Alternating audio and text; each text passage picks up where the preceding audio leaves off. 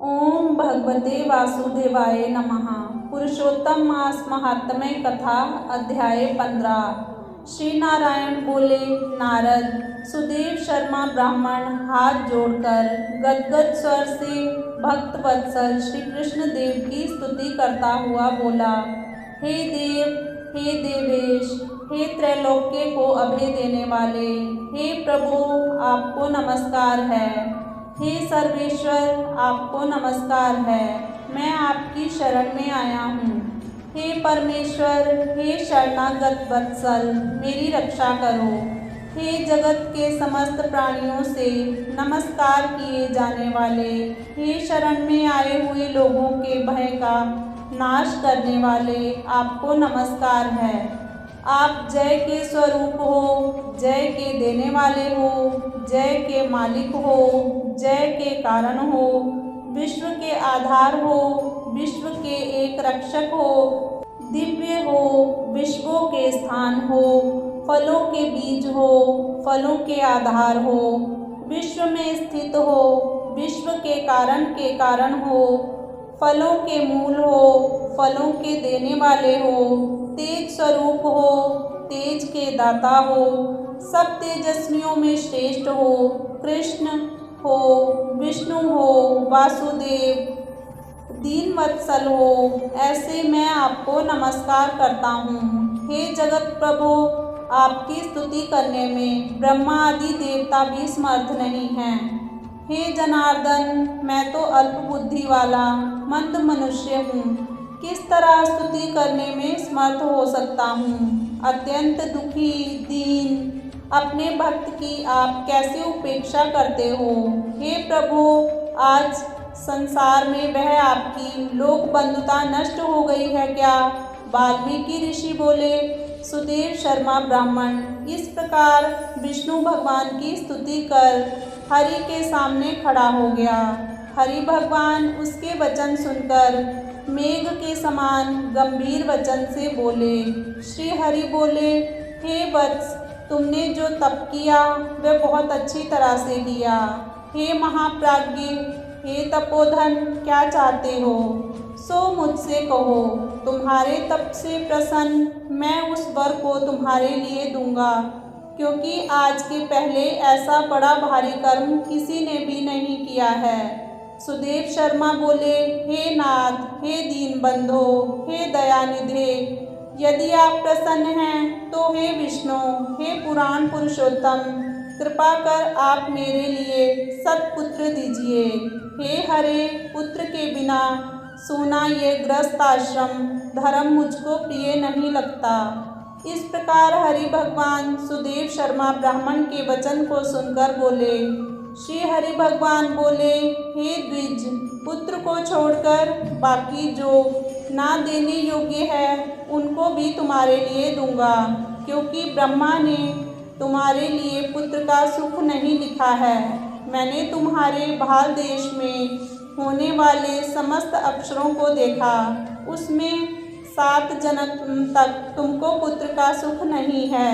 इस प्रकार वज्र प्रहार के समान निष्ठुर हरि भगवान के वचन को सुनकर जड़ के कट जाने से वृक्ष के समान वह सुदेव शर्मा ब्राह्मण पृथ्वी तल पर गिर गया।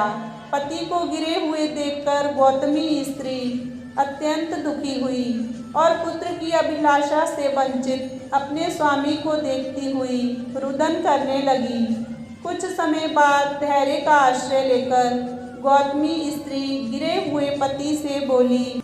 गौतमी बोली, हे नाथ, उठिए उठिए, क्या मेरे वचन का स्मरण नहीं करते हैं। ब्रह्मा ने भाल देश में जो सुख दुख लिखा है वह मिलता है। रमानाथ क्या करेंगे, मनुष्य तो अपने किए कर्म का फल भोगता है। अभागे पुरुष का उद्योग मरणासन पुरुष को औषध देने के समान निष्फल हो जाता है। जिसका भाग्य प्रतिकूल है उसका किया हुआ सब उद्योग व्यर्थ होता है। समस्त वेदों में यज्ञ, दान, तप, सत्य, व्रत आदि की अपेक्षा हरि भगवान का सेवन श्रेष्ठ कहा है, परंतु उससे भी भाग्य बल श्रेष्ठ है। इसलिए हे भूसुर, सर्वत्र से विश्वास को हटाकर उठिए और शीघ्र दैव का ही आश्रय लीजिए। इसमें हरि का क्या काम है। इस प्रकार उस गौतमी के अत्यंत शोक से युक्त वचन को सुनकर दुख से कांपते हुए गरुड़ जी विष्णु भगवान से बोले। गरुड़ जी बोले, हे हरे, शोक रूपी समुद्र में डूबी हुई ब्रह्माणी को उसी तरह नेत्र से गिरते हुए अश्रुधारा से व्याकुल ब्राह्मण को देखकर, हे दीन बंधो, हे दया सिंधोष, हे भक्तों के लिए अभय को देने वाले, हे प्रभो, भक्तों के दुख को नहीं सहन करने वाले, आपकी आज वह दया कहाँ चली गई। अहो, आप वेद और ब्राह्मण की रक्षा करने वाले साक्षात विष्णु हो। इस समय आपका धर्म कहाँ गया। अपने भक्त को देने के लिए 4 प्रकार की मुक्ति आपके हाथ में स्थित कही गई है। अहो, फिर भी आपके भक्त उत्तम भक्ति को छोड़कर चतुर्विध मुक्ति की इच्छा नहीं करते हैं और उनके सामने 8 सिद्धियां दासी के समान स्थित रहती हैं। आपके आराधन का महात्म्य सब जगह सुना है। तब इस ब्राह्मण के पुत्र की वांछा आज पूर्ण करने में आपको क्या परिश्रम है। हाथी दान करने वाले पुरुष को अंकुश दान करने में क्या परिश्रम है। अब आज से कोई भी आपके चरण कमल की सेवा नहीं करेगा। जो पुरुष के भाग्य में होता है वही निश्चय रूप से प्राप्त होता है। इस बात की प्रथा आज से संसार में चल पड़ी और आपकी भक्ति रसातल को चली गई, अर्थात लुप्त हो गई। हे नाथ, आप करने तथा ना करने में स्वतंत्र हैं। यह आपका सामर्थ्य सर्वत्र विख्यात है। आज वह सामर्थ्य इस ब्राह्मण को पुत्र प्रदान ना करने से नष्ट होता है।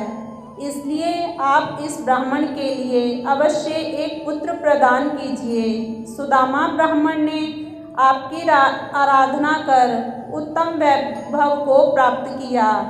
आपकी कृपा से सांदीपनी गुरु ने मृत पुत्र को प्राप्त किया।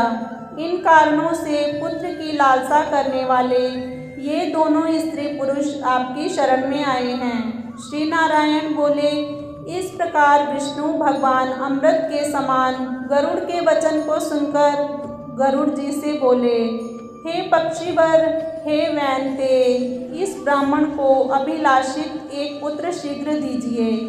इस प्रकार अपने अनुकूल हरि भगवान के वचन को सुनकर गरुड़ जी ने अत्यंत प्रसन्न चित्त होकर उस पृथ्वी के देवता दुखित ब्राह्मण के लिए अनुरूप सुंदर पुत्र को जल्दी से दे दिया। इति श्री ब्रह्म नारदीय पुराणे पुरुषोत्तम मास महात्म्ये 15 अध्याये। हरि शरणम।